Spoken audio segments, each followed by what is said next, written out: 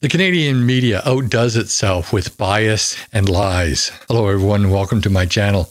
I hope you're having a great day. I read on X the other day a CTV report by a guy named Eric Ham, and it was an opinion piece. And although opinion pieces are supposed to be biased, they present a certain view of the world. This piece was so biased, I couldn't believe it. When I was growing up, I used to watch CTV. You really only had two choices. You had CBC and CTV, and a few American channels if you could tune your television in just right. And I would choose to watch CTV news over CBC news. It was just, I thought, better. I never liked CBC. But recently, CTV has proven how horrible they are, how biased they are. I believe that mainstream media should report the news, not comment on it. Now, I know that they do have opinions, they do have editorials, but their main purpose is to report the news and let us make our decision. Now, I'm a commentator, I'm not a reporter. What I do is I look at the facts and I look at a report and I give my opinion of it. And yes, my opinion is slanted a certain way, biased, you might even say,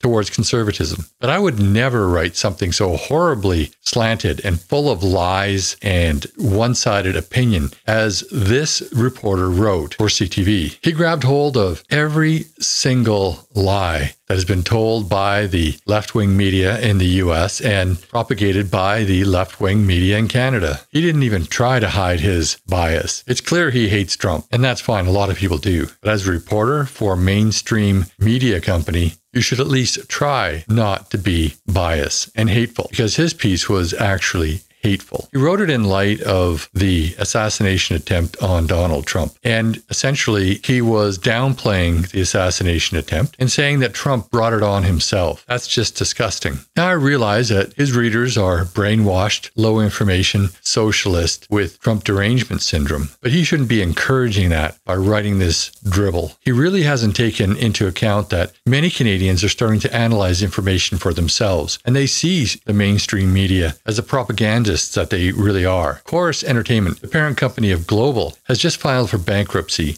and it's no wonder why. I wonder how many other mainstream media sources are going to file for bankruptcy when they're no longer receiving money from the federal government once Pierre Poilievre gets into power. Trump is not the evil demon that he makes him out to be. Yes, Trump is brash and he does spew a lot of rhetoric, but he doesn't spew hate and he doesn't encourage violence. People are waking up to this nonsense and they're tuning out CTV and CBC and all the other socialist corrupt media who are just doing the government's bidding when the liberals are in power. I'm sure he'll wake up one day and not have a job because CTV won't be funded anymore by the federal government. He's a shining example of why people don't trust the mainstream media. They can't seem to give an unbiased report on anything. Even in the news reports that are supposed to be unbiased, that are supposed to focus solely on the facts, you'll hear the mainstream media slip in words like, this was a baseless claim, even though they don't have any evidence that it is. The difference between baseless and unfounded and unsubstantiated. Well, baseless and unfounded means that it's been investigated and it's been found not to be true. But unsubstantiated means that it may be true, but there's no evidence currently to support it, or there's a lack of evidence. But the mainstream media, the people who are supposed to be experts at using language to convey messages to the masses, somehow don't understand that. Or maybe they do, and they just want to push their agenda and their beliefs on the rest of us. I find it disgusting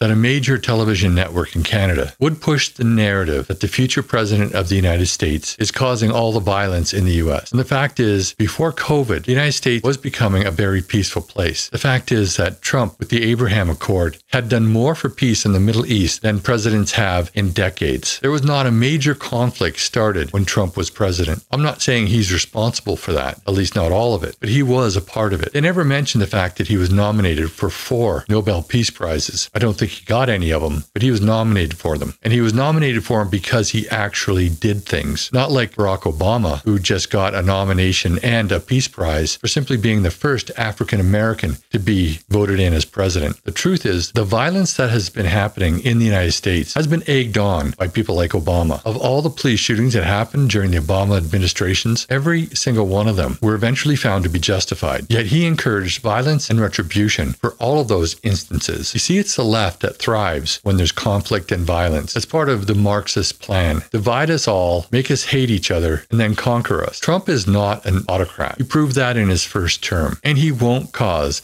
an eruption of violence in the United States when he's elected the second time. And that's not to say that he would have been my first choice. He wouldn't, because he is a divisive figure. But he was a good president, and he will be a good one again. You don't have to like him to recognize what he did for the country and what he will do for the country once reelected. But to hate him and to encourage Trump derangement syndrome is just sick. It's this guy, this Eric Ham. It's all of the mainstream media. CTV, CBC, Global, CBS, ABC, NBC, MSNBC, CNN in the States. Those are the people who are pushing the violence. If you listen to what they say, especially the ones in the US, how they're encouraging people to hate Trump and to hate conservatives, how they vilify the MAGA movement. MAGA simply means make America great again. What's wrong with that? But they grab onto it. It's a slogan, and they can vilify it. And they can vilify anybody who they see as a threat, a conservative, without any evidence at all. And that's what this fool is doing. If you want to know why Canadian media is suffering and why Canadian media will die, just like Chorus Entertainment, it's because of guys like him and reporting like this. I personally wouldn't mind if all of Canadian mainstream media shut down. It's so biased, you can't believe anything they say anyway. But that's just my opinion.